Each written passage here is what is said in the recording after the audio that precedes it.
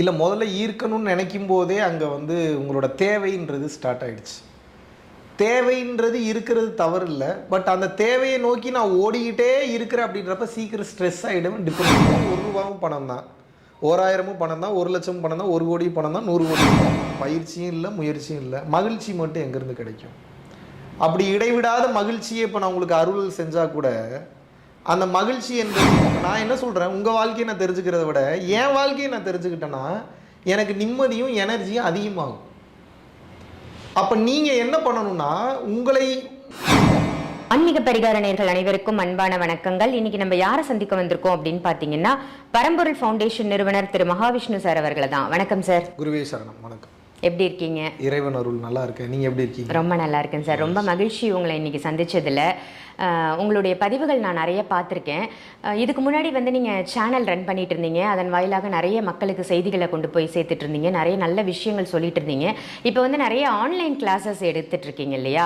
So அதன் மூலமாக மக்களுக்கு நிறைய அவேர்னஸான விஷயங்களை கொண்டு போய் சேர்க்கறதுக்கு முதல்ல என்னோட நன்றியை தெரிவிச்சுக்கிறேன். ஏன்னா நிறைய விஷயங்கள் உங்கள் மூலமாக மக்கள்கிட்ட ஆன்மீகம் ரீதியாகவும் இந்த பிரபஞ்சத்தின் மூலமாக மக்கள் என்ன தெரிஞ்சுக்கணும் அப்படின்னு நிறைய விஷயங்கள் நீங்கள் கொண்டு போய் சேர்க்குறீங்க. ரொம்ப சந்தோஷமாக இருக்குது. உங்களுடைய பணி தொடர என்னுடைய வாழ்த்துக்கள். நன்றி, மகிழ்ச்சி. ஸோ முன்னாடி சேனலில் வந்து நிறைய பேசிகிட்டு இருந்தோம். இப்போது ஒரு சில காரணங்கள்னால சொந்த ஆன்மீக வளர்ச்சியும் கருத்தில் கொண்டு இப்போது www.paramporulfoundation.in வெப்சைட்டில் வந்து பார்த்தீங்கன்னா இப்போ கோர்சஸ் வாயிலாக வந்து நிறைய வகுப்புகள் எடுத்துகிட்டு இருக்கோம். அதுபோக பௌர்ணமி கிளாஸ், மாஸ்டர்ஸ் கிளாஸ்னு வந்து போயிட்டுருக்கு. ஸோ விருப்பப்படக்கூடிய நபர்கள் வந்து பார்த்தீங்கன்னா தாராளமாக வெப்சைட்டை வந்து விசிட் பண்ணி டீட்டெயில்ஸ் வந்து தெரிஞ்சுக்கலாம். ஓகே, கண்டிப்பாக சார். இன்றைக்கான டாபிக்குள்ளே நம்ம போயிடலாம். பிரபஞ்சத்தை பற்றி நீங்கள் நிறைய விஷயங்கள் வந்து சொல்லியிருக்கீங்க. பணம் அப்படிங்கிறது ஒவ்வொரு மனிதனுடைய வாழ்க்கையிலும் ரொம்ப ஒரு இன்றியமையாத ஒன்றாக இருக்குது. பணத்தை ஈர்க்கக்கூடிய பிரபஞ்ச ரகசியங்கள் இருந்தால் மக்களுக்காக சொல்லுங்களேன். இல்லை முதல்ல ஈர்க்கணும்னு நினைக்கும் போதே அங்கே வந்து உங்களோட தேவைன்றது ஸ்டார்ட் ஆயிடுச்சு. தேவைன்றது இருக்கிறது தவறு இல்லை. பட் அந்த தேவையை நோக்கி நான் ஓடிக்கிட்டே இருக்கிறேன் அப்படின்றப்ப சீக்கிரம் ஸ்ட்ரெஸ் ஆகிடுவேன், டிப்ரெஷன் ஆகிடுவேன். உங்களுக்கு பணம் தான் வேணும்னா பணம் வருவதற்கு நிறைய எத்திக்கல் வேஸ் இருக்குது, நிறைய வழிகள் இருக்குது. நான் பணம் வரணும்னு நினைக்கிறதுக்கு முன்னாடி முதல்ல என்னோடது தகுதியும் எனது திறமையும் நான் முதல்ல இம்ப்ரூவ் பண்ணிக்கணும்.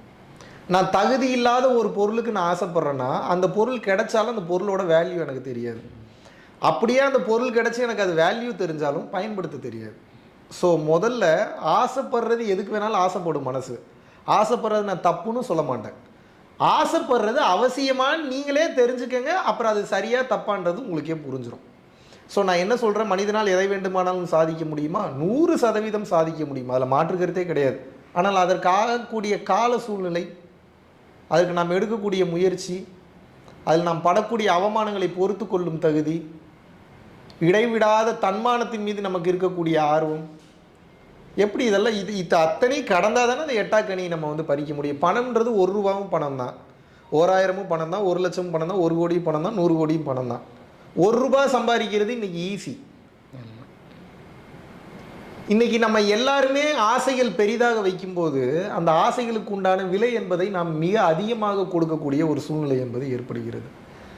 அப்போ நான் ஒவ்வொன்றும் ஆசைப்படுறதுனால அதுக்கு இவ்வளோ செலவாகணுன்றதையும் நம்ம தெரிஞ்சுக்கிட்டு அதுக்கு நாம் எடுக்கக்கூடிய கால சூழ்நிலை அப்படின்னு ஒன்று இருக்குல்ல, அது அவசியமானு யோசிக்கணும்.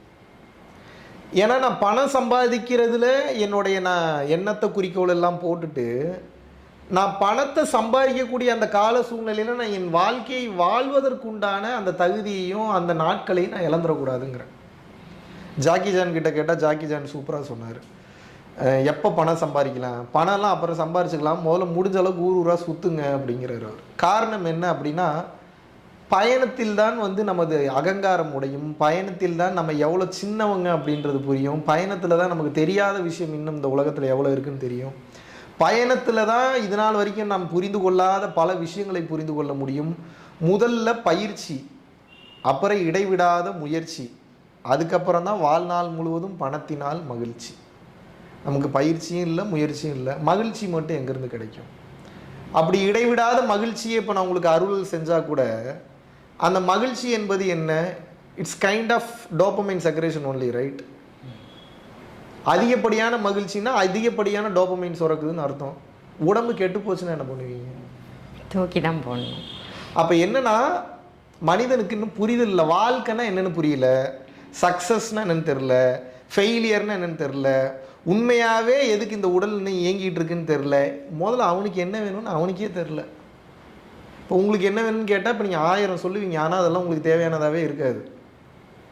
உங்களுக்கே தெரியாமல், உங்களையே அறியாமல் உங்களுக்கு ஒன்று தேவையாக இருக்கும், அது ஆழமாக போய் உட்காந்துக்கிட்டு இருக்கும், அதுதான் உங்களை இயக்கிட்டு இருக்கும்.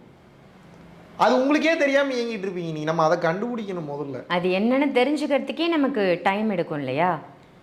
வெளிப்பேச்சு குறைஞ்சு உள்பேச்சு அதிகமாகும். அதுக்கு வெளியே எப்போது பேச்சு குறைகிறதோ அப்போ மூச்சும் குறையும். மூச்சின் வேகம் குறைய குறைய குறைய குறைய உள்ளுக்குள் இருக்கக்கூடிய இறைவனுடைய ஒலி கேட்க ஆரம்பிக்கும். ஸோ அதனால தான் ஞானபிதா சிவானந்த பரமஹம்சர் ஐயா பேச்சை குறை மூச்சை கவனி அப்படின்னு வந்து சொன்னார். இப்போ வந்து பொருள் ஈட்டுதல் அப்படிங்கிறது தான் நீங்கள் இப்போ சொல்லிட்டீங்க. இப்போ வந்து உங்களுக்கு என்ன தேவையோ அது வந்து உங்கள் உள் மனசில் போய் உட்காந்துருக்கு. ஆனால் அந்த தேவையை நோக்கி நீங்கள் ஓடுறதில்ல. உங்களுக்கு என்ன தேவைன்னு கேட்டால் நிறைய விஷயங்கள் நீங்கள் சொல்கிறீங்க அப்படின்னு சொல்லிட்டு அதை எப்படி நம்மளால் உணர முடியும்? எதை உணர முடியும்? அதாவது நமக்கு என்ன தேவை அப்படிங்கிறத நம்ம சொல்கிறதெல்லாம் எனக்கு என்ன தேவைன்னு எனக்கு தானே முதல்ல தெரியணும். அதில் என்ன உணர்றது இருக்குது? எனக்கு என்ன வேணும்னே தெரியலன்னா நான் வாழ்ந்து என்னங்க பிரயோஜனம்? இப்போ நீங்கள் எனக்கு என்ன தேவைன்னு கேட்டால் எனக்கு நிம்மதி வேணும், அவ்வளோதான். அது உட்கார்ந்த இடத்துல இருந்தே என்னால் அனுபவிக்க முடியும். பட் இப்போ நான் இருக்கக்கூடிய இந்த ஒரு அவசியமான இந்த வாழ்க்கை முறைக்கு வந்து ஒரு காரணம் இருக்குது. அதை என்னால் வெளிப்படையாக பேச முடியாது. வேப்ப மரத்துக்கிட்ட உட்காந்து கூட என்னால் நிம்மதியாக வாழ முடியும். பட் இப்போ நான் இந்த சட்டை ஒன்று போட்டிருக்கேன், இந்த சமூகத்துக்கான சட்டை ஒன்று போட்டிருக்கிறேன். அந்த சட்டைக்கு ஒரு காரணம் இருக்குது. அதுக்கு ஒரு சில காரணங்களும் காரணிகளும் அதற்குண்டான பொருட்களும் என்னை சார்ந்து வந்து தேவைப்படுகிறது தானே தவிர. பட் நான் என்ன சொல்கிறேன்னா, முதல்ல எனக்கு எது அவசியம், எனக்கு என்ன வேணும், இது நமக்கு தெரியணும். அதை நோக்கி தான் நம்ம போகவே முடியும். டெஸ்டினியாகவே இருந்தாலும் தெரிஞ்சுட்டு ஓடணுன்றேன். எங்கே இழுத்துட்டு போகுதுன்னு தெரியணும் நமக்கு. நான் எங்கே இழுத்துட்டு போகுதுன்னே தெரியாமல் அப்படியே பின்னாடி போயிட்டு இருந்தோம்னா டயர்ட் ஆகிடும், சீக்கிரம் டென்ஷன் ஆகிடும், ஸ்ட்ரெஸ் ஆகிடும், டிப்ரெஷன் ஆகிடும். கதையே புரியாத படத்தை 3 மணி நேரம் உட்காந்து பார்த்தா என்ன ஆகும் நீங்கள் சொல்லுங்கள்? உயிர் போயிடும் உங்களுக்கு. ஆனால் இப்போ எல்லா மனுஷனுடைய வாழ்க்கையும் அந்த குதிரைக்கு கடிவாளம் கட்டின மாதிரி தான் இருக்குது. நீங்கள் சொன்ன மாதிரி டெஸ்டினி என்னன்னு தெரியாமலே அவங்க ஓடுறாங்க அப்படின்னு சொல்கிறீங்க. நிறைய மக்கள் வந்து இப்போ எந்த இலக்கை நம்ம போய் தொட போகிறோம் அப்படின்னு தெரியாமல் தான் அவங்களுடைய வாழ்க்கை பயணம் அப்படிங்கிறது போயிட்டுருக்கு. இப்போ மெயினாக வந்து அவங்க மெடிடேஷன் பண்ணணுமா, இல்லை அந்த தியானத்தை பற்றின தன்மைகளை தெரிஞ்சுக்கணுமா, எதை வச்சு அவங்க வந்து உணர முடியும் நான் கரெக்டான இலக்கை நோக்கி தான் செல்கிறேன், இதை தான் நான் அச்சீவ் பண்ண போகிறேன் அப்படிங்கிறத அவங்க எப்படி உணர முடியும்? உங்கள் வாழ்க்கை ஒரு படம், என் வாழ்க்கை ஒரு படம், கேமராமேன் வாழ்க்கை ஒரு படம், எடிட்டர் வாழ்க்கை ஒரு படம். ஒவ்வொன்றும் ஒவ்வொரு படம், தனித்தனி படம். ஆனால் அந்த தனித்தனி படத்தோட சீன்ஸு நிறைய சீன்ஸோட கனெக்ட் ஆகிருக்கு. இப்போ பாருங்கள், நீங்கள் தனியாக ஒரு வாழ்க்கை வாழ்ந்துட்டு இருந்தீங்க, இதுக்கு முன்னாடி என்னை பார்க்கவே இல்லை. இன்றைக்கி என் டைம் லைனில் வந்து கனெக்ட் பண்ணி விட்டுருச்சு உங்களை. இப்போ நீங்கள் என் படத்துலேயும் வந்துட்டீங்க, இப்போ நான் உங்கள் படத்துலேயும் வந்துட்டேன். இப்போ உங்களுக்கு என்ன படம் எழுதி வச்சுருக்கேன்னு என்னைய கேட்டால் எனக்கு தெரியாது. நல்லா புரிஞ்சுக்கணும். தெரியவே தெரியாதுன்னு இல்லை, அதை தெரிஞ்சுக்கிறது என் வேலை இல்லைன்றேன். புரியுதா உங்களுக்கு? நான் ஏன் அதுக்கு என்னோடய எனர்ஜியை வேஸ்ட் பண்ணணும்? இப்போ நான் என்ன சொல்கிறேன், உங்கள் வாழ்க்கையை நான் தெரிஞ்சுக்கிறத விட என் வாழ்க்கையை நான் தெரிஞ்சுக்கிட்டேன்னா எனக்கு நிம்மதியும் எனர்ஜியும் அதிகமாகும். அப்போ நீங்கள் என்ன பண்ணணும்னா, உங்களை முதல்ல இதை நான் எதுக்கு பிறந்திருக்கேன், எனக்கு ஏன் இப்படி நடக்குதுன்னா, நான் ஆல்ரெடி சொன்ன மாதிரி ஒவ்வொரு வாழ்க்கையும் ஒவ்வொரு படமாக இங்கே ஓடிக்கொண்டிருக்கிறது. அப்போ உங்கள் படத்தில் என்ன கேரக்டர் வருது, எதுக்கு வருது, எவ்வளோ நேரம் வருது, என்ன பேசுகிறக்காக வருது, என்ன டயலாக் பேசுது, ஆப்பு வைக்க போதா, சொல்லி கொடுக்குறக்கு வருதா, நல்லது பண்ண போதா, புண்ணியம் பண்ணுதா, பாவம் பண்ணுதா, இதிலேருந்து நம்ம கற்றுக்க வேண்டிய லெசன் என்னன்றது எனக்கான பாடம் இல்லை, உங்களுக்கான பாடம். அப்போ ஒவ்வொரு மனிதனும் அவன் வாழ்க்கையிலேருந்து தான் பாடம் கற்றுக்க முடியும்.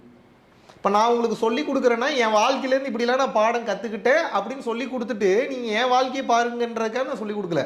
மறுபடியும் நீங்கள் உங்கள் வாழ்க்கையை தான் பார்க்கணும். இப்போது சமீபத்தில் ஒரு டாபிக் ஒன்று பேசியிருந்தேன். இப்போ சமீபத்தில் ஒரு மாஸ்டர் கிளாஸில் இதை பற்றி தான் டீட்டெயில்டாக வந்து பேசியிருந்தேன். இந்த ஹோல் லைஃப் கேம் வந்து எப்படி நடக்குது அப்படின்றத டீட்டெயில்டாக வந்து பேசியிருந்தேன். அந்த ஃபவுண்டேஷன் பரம்பொருள் ஃபவுண்டேஷன்.in வெப்சைட் போனீங்கன்னா தெரியும். அதில் நான் முழுக்க பேசியிருக்கிறது இதுதான். டைம் லைன்ஸு ஒவ்வொருத்தரும் வேறு டைம் லைன்ஸில் வாழ்ந்துட்டு இருக்காங்க. அந்த டைம் லைனில் இருக்கக்கூடிய பீப்புள் உங்களை வந்து சந்திக்கிறாங்கன்னா அங்கே ஏதோ ஒரு செட்டில்மெண்ட் தேவைப்படுதுன்னு அர்த்தம். ஒன்று பார்வையால் செட்டில் ஆகலாம், பேச்சால் செட்டில் ஆகலாம், பொருளால் செட்டில் ஆகலாம், பணத்தால் செட்டில் ஆகலாம், அசிங்கத்தால் செட்டில் ஆகலாம், இல்லை பார்க்காம ஜஸ்ட் கிராஸ் பண்ணி போகிறதுனால கூட செட்டில் ஆகலாம், தெரியாது. அப்போ நான் என்ன சொல்கிறேன், கவனிங்க. இப்போ உங்கள் வாழ்க்கைன்ற படத்துலையும் என் வாழ்க்கைன்ற படத்துலையும் இன்டர்வியூன்ற ஒரு சீன் போயிட்டுருக்கு. நம்ம இன்டர்வியூவில் நடிச்சுட்டு இருக்கோம். நம்ம இன்டர்வியூவில் இருக்கிற ஆள் தான் உண்மை நினச்சி நம்ம வாழ்ந்துடக்கூடாதுன்றேன். எனக்கு தெரியணும் நான் என்ன சட்டை போட்டிருக்கேன்றது எனக்கு தெரியணும். நான் ஒரு விழாவுக்கு போகிறேன்னா அந்த விழாவில் பர்ஃபார்மன்ஸ் பண்ணுறேன்னா அங்கே என்னை பர்ஃபார்மன்ஸ் பண்ணுறதுக்காக கூப்பிட்ருக்காங்க. நான் சீஃப் கெஸ்ட் இல்லை. சீஃப் கெஸ்ட்டுன்னு எழுதுவாங்க, நான் சீஃப் கெஸ்ட் இல்லை. நான் தான் உயர்ந்த மனிதர்னு சொல்லுவாங்க. அது அடுத்த சாம்பல், அடுத்த சுகர் கோட்டிங். நான் அந்த உயர்ந்த மனிதர் அல்ல. இந்த உலகமே சர்வைவலில் ஓடிட்டுருக்கு. என்னடா கிடைக்கும்னு பார்த்து ஓடிட்டுருக்கு, ஏங்கிட்டு இருக்கு. எவன்டா மாட்டுவான்னு நினச்சி ஓடிட்டுருக்கு, எவன்டா சிக்குவான்னு நினச்சி ஓடிட்டுருக்கு, எப்படா வாய்ப்பு கிடைக்கும்னு நினச்சி ஓடிட்டுருக்கு. இப்படி இருக்கக்கூடிய கால சூழ்நிலையில் கவனிங்கன்றேன். இல்லை என்றால் நீங்கள் பயன்படுத்தப்படுவீர்கள். உங்களை யார் பயன்படுத்துகிறாங்கன்னா தெரியாது, ஆனால் யூஸ் பண்ணுவாங்க. நான் இந்த காலத்தில் இன்னும் ஒரு படி கூட மேலே வந்துட்டேன். யூஸ் கூட பண்ணிக்கங்கடா, தப்பு இல்லை, மிஸ்யூஸ் பண்ணாதீங்கன்றேன். கரெக்ட். இப்போது மியூச்சுவல் பெனிஃபிட்ன்றது என்ன? இப்போ நீ என்ன யூஸ் பண்ணிக்க, உன்னை நான் யூஸ் பண்ணிக்கிறேன். ஒரு பிஸ்னஸ் பண்ணலாம், ஒரு ஒர்க் பண்ணலாம், இல்லை ஆக்கப்பூர்வமான ஏதாவது சமூகத்துக்கு ஏதாவது செய்யலாம். அதுக்கு நீங்கள் என்ன யூஸ் பண்ணால் தான் பண்ண முடியும், நான் உங்களை யூஸ் பண்ணால் தான் பண்ண முடியும். மிஸ்யூஸ் பண்ணக்கூடாது. இதெல்லாம் தத்துவம் சித்தாந்தம் கிடையாது, வாழ்க்கையை கவனிச்சா புரியும்னு சொல்ல வரேன். இதுதான் நிஜம். ஆக்சுவலாக புரிஞ்சிக்காத மக்களுக்கு வந்து புரிஞ்சிக்க முயற்சி செய்யாத நிஜம் அப்படின்றது நீங்கள் சொல்லுங்கள். இன்னும் உங்களுக்கு சிம்பிளாக புரிய வைக்கிறேன். இப்போ நீங்கள் ஒரு வாழ்க்கை வாழ்றீங்க, நான் ஒரு வாழ்க்கை வாழ்கிறேன். 2 பேரும் 100 வயசில் சாகிறோன்னா நீங்கள் புரிதலோடு செத்துட்டீங்கன்னா வந்த வேலை முடிஞ்சு. நான் புரிதல் இல்லாமல் சாகிறேன்னா வந்த வேலை முடியல. ஆனால் 2 பேரும் 100 வருஷம் வாழ்ந்துருக்கோம். நீங்கள் ரியலைஸ் பண்ணிட்டீங்க, நான் ரியலைஸ் பண்ணலாம், அவ்வளோதான் மேட்ரு. அதை ரியலைஸ் பண்ண ஆரம்பிச்சிருங்கன்றேன். எதடா ரியலைஸ் பண்ணணும்? எதெல்லாம் நடக்குதோ ஒவ்வொன்றையும் ரியலைஸ் பண்ணுங்க. அதை கடந்து வரணும், அங்கேயே மாட்டிக்க கூடாது.